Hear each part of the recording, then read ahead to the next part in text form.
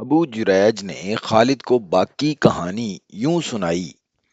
اسے بدروحوں کے علم کے ساتھ گہری دلچسپی تھی اور وہ لیس بن موشان کو بھی جانتا تھا۔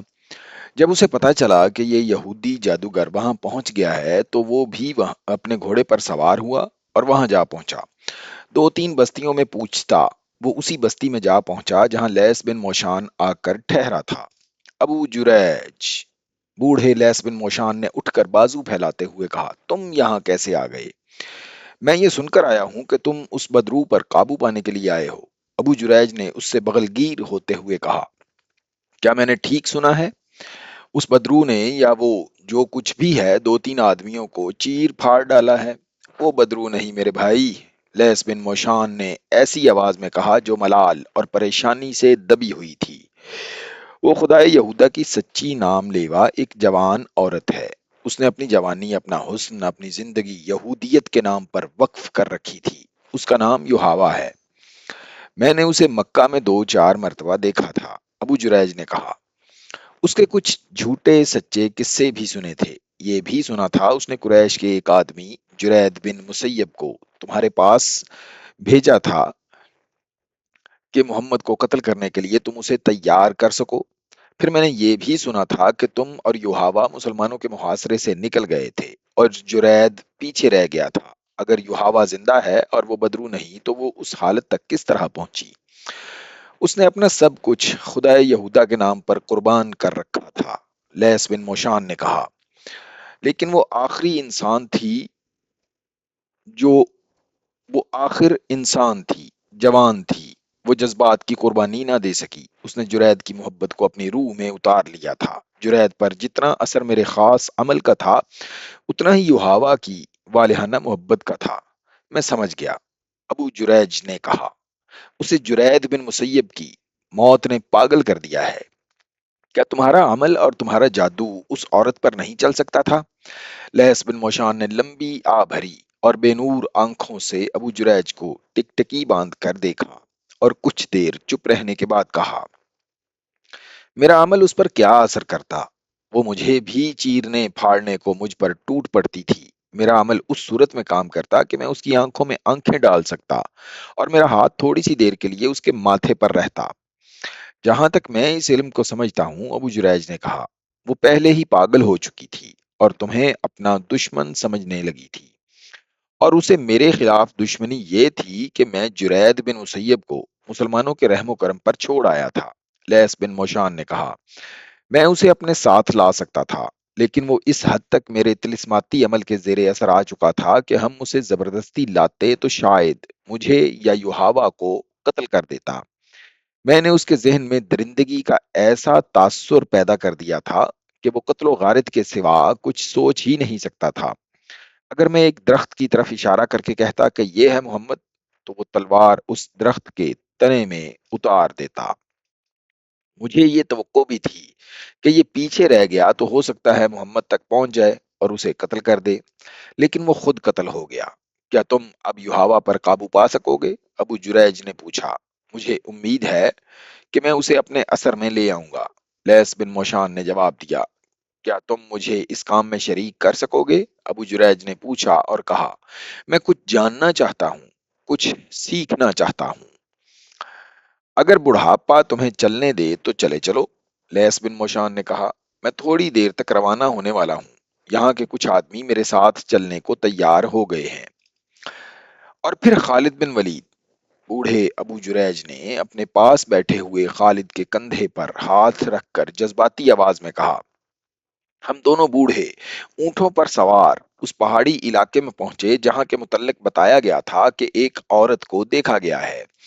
ہم تنگ سی ایک وادی میں داخل ہو گئے۔ ہمارے پیچھے 10-12 گھڑ سوار اور 3-4 شتر سوار تھے۔ وادی میں داخل ہوئے تو ان سب نے کمانوں میں تیر ڈال لیے۔ وادی آگے جا کر کھل گئی۔ ہم دائیں کو گھومے تو ہمیں کئی گدھ نظر آئے جو کسی مردار کو کھا رہے تھے۔ ایک صحرائی لومڑی گدھوں میں سے دوڑتی ہوئی نکلی۔ میں نے دیکھا اس کے منہ میں ایک انسانی بازو تھا۔ ہم آگے گئے، دو اور لومڑیاں بھاگیں اور گدھ اڑ گئے۔ وہاں انسانی ہڈیاں بکھری ہوئی تھیں، سر الگ پڑا تھا، اس کے لمبے بال ادھر ادھر بکھرے ہوئے تھے، کچھ کھوپڑی کے ساتھ تھے۔ آدھے چہرے پر ابھی کھال موجود تھی، وہ یوحاوا تھی۔ لیس بن موشان کچھ دیر اس کی بکھری ہوئی ہڈیوں کو اور اد کھائے چہرے کو دیکھتا رہا۔ اس کی آنکھوں سے آنسو بہہ کر اس کی دودھ جیسی سفید داڑھی میں جذب ہو گئے۔ ہم وہاں سے آ گئے۔ لیس بن موشان اور یوحاوا نے جرید بن مسیب کو محمد کے قتل کے لیے تیار کیا تھا۔ خالد نے ایسے لہجے میں کہا جس میں طنز کی ہلکی سی جھلک بھی تھی۔ جرید بن مسیب مسلمانوں کے ہاتھوں قتل ہوا اور یوحاوا کا انجام تم نے اپنی آنکھوں سے دیکھا ہے۔ کیا تم سمجھے نہیں ہو ابو جریج؟ ہاں ہاں، بوڑھے ابو جریج نے جواب دیا۔ لیس بن موشان کے جادو سے محمد کا جادو زیادہ تیز اور طاقتور ہے۔ لوگ ٹھیک کہتے ہیں کہ محمد کے ہاتھ میں جادو ہے۔ اس جادو کا ہی کرشمہ ہے کہ اس کے مذہب کو لوگ مانتے ہی چلے جا رہے ہیں۔ جریج کو قتل ہونا ہی تھا۔ میرے بزرگ دوست، خالد نے کہا، اس بدرو کے قصے مدینے میں بھی پہنچے ہوں گے، لیکن وہاں کوئی نہیں ڈرا ہوگا۔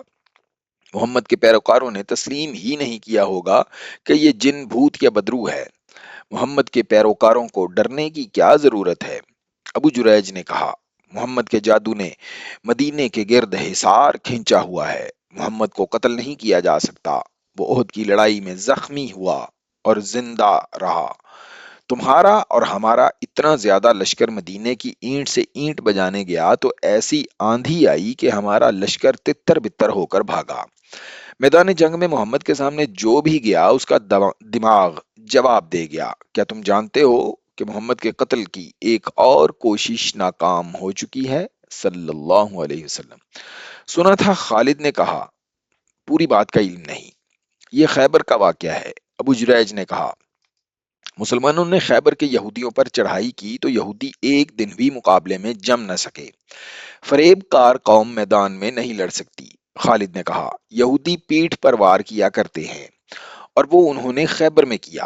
ابو جریج نے کہا، یہودیوں نے مقابلہ تو کیا تھا لیکن ان پر محمد کا خوف پہلے ہی طاری ہو گیا تھا۔ میں نے سنا تھا کہ جب مسلمان خیبر کے مقام پر پہنچے تو یہودی مقابلے کے لیے نکل آئے۔ ان میں سے بعض محمد کو پہچانتے تھے۔ کسی نے بلند آواز سے کہا، محمد بھی آئے ہیں؟ پھر کسی اور نے چلا کر کہا، محمد بھی آئے ہیں۔ یہودی لڑے تو صحیح، لیکن ان پر محمد کا خوف ایسا سوار ہوا کہ انہوں نے ہتھیار ڈال دیے۔ صلی اللہ علیہ وسلم۔ ابو جریج نے خالد کو خیبر کے مارکے کی رویدار سنا کر ایک یہودن کا قصہ سنایا۔ فتح خیبر کے بعد رسول اللہ صلی اللہ علیہ وآلہ وسلم نے وہاں چند دن قیام کیا اور بنو عدی کے بھائی انصاری کو خیبر کا امیر مقرر کیا۔ اسی موقع پر جب فتح خیبر کے بعد مال غنیمت تقسیم ہو رہا تھا، رسول اللہ صلی اللہ علیہ وسلم نے فرمایا تھا، اگر مجھے اپنی آنے والی امت کی مفلسی کا اندیشہ نہ ہوتا تو میں ہر وہ ملک جو فتح ہوتا فاتح مجاہدین میں تقسیم کر دیتا، لیکن میں ہر مفتوحہ ملک کو آنے والی امت کے لیے ورثے میں چھوڑ جاؤں گا۔ یہودیوں نے شکست کھائی تو انہوں نے رسول کریم سے وفاداری کا اظہار شروع کر دیا اور ایسے مظاہرے کیے جن سے پتہ چلتا تھا کہ مسلمانوں کی محبت سے یہودیوں کے دل لبریز ہیں۔ انہی دنوں جب رسول کریم صلی اللہ علیہ وسلم خیبر میں ہی تھے، ایک یہودن نے آپ کو اپنے ہاں کھانے پر مدعو کیا۔ اس نے عقیدت مندی کا اظہار ایسے جذباتی طریقے سے کیا کہ رسول خدا نے اسے مایوس کرنا مناسب نہ سمجھا۔ آپ اس کے گھر چلے گئے۔ آپ کے ساتھ بشر بن برا تھے۔ یہودن زینب بنت حارث نے، جو سلام کی بیوی تھی، رسول خدا کے راستے میں آنکھیں بچھائیں اور آپ کو کھانا پیش کیا۔ اس نے سالم دمبا بھونا ہوا تھا۔ اس نے رسول اللہ سے پوچھا کہ آپ کو دمبے کا کون سا حصہ پسند ہے؟ آپ نے دستی پسند فرمائی۔ یہودن دمبے کی دستی کاٹ لائی اور رسول خدا اور بشر بن برا نے ان دونوں نے مل کر کھانا شروع کر دیا۔ بشر بن برا نے ایک بوٹی کاٹ کر منہ میں ڈال لی۔ رسول اکرم صلی اللہ علیہ وآلہ وسلم نے بوٹی منہ میں ڈالی مگر اگل دی۔ مت کھانا بشر، آپ نے فرمایا، اس گوشت میں زہر ملا ہوا ہے۔ بشر بن برا بوٹی چبا رہے تھے۔ انہوں نے اگل تو دی لیکن زہر لعاب دہن کے ساتھ حلق میں اتر چکا تھا۔ اے یہودن، رسول خدا نے فرمایا، کیا میں غلط کہہ رہا ہوں کہ تو نے اس گوشت میں زہر ملایا ہے؟ یہودن انکار نہیں کر سکتی تھی، اس کے جرم کا ثبوت سامنے آ گیا تھا۔ بشر بن بلا حلق پر ہاتھ رکھ کر اٹھے اور چکرا کر گر پڑے۔ زہر اتنا تیز تھا کہ اس نے بشر رضی اللہ تعالی عنہ کو پھر اٹھنے نہ دیا۔ وہ زہر کی تلخی سے تڑپے اور فوت ہو گئے۔ اے محمد، یہودن نے بڑی دلیری سے اعتراف کیا، خدا یہودا کی قسم، یہ میرا فرض تھا جو میں نے ادا کیا۔ رسول اللہ نے اس یہودن اور اس کے خاوند کے قتل کا حکم فرمایا، اور خیبر کے یہودیوں کے ساتھ آپ نے جو مشفقانہ رویہ اختیار کیا تھا وہ ان کی ذہنیت کے مطابق بدل ڈالا۔ ابن اسحاق لکھتے ہیں، مروان بن عثمان نے مجھے بتایا تھا کہ رسول خدا آخری مرض میں مبتلا تھے۔ آپ نے وفات سے 2-3 روز پہلے ام البشر بن بلا کو، جب وہ آپ کے پاس بیٹھی تھیں، فرمایا، ام بشر، میں آج بھی اپنے جسم میں اس زہر کا اثر محسوس کر رہا ہوں جو اس یہودن نے گوشت میں ملایا تھا۔ میں نے گوشت چبایا نہیں، اگل دیا تھا، مگر زہر کا اثر آج تک موجود ہے۔ اس میں شک و شبہ کی گنجائش نہیں کہ رسول اللہ صلی اللہ علیہ وآلہ وسلم کی آخری بیماری کا باعث یہی زہر تھا۔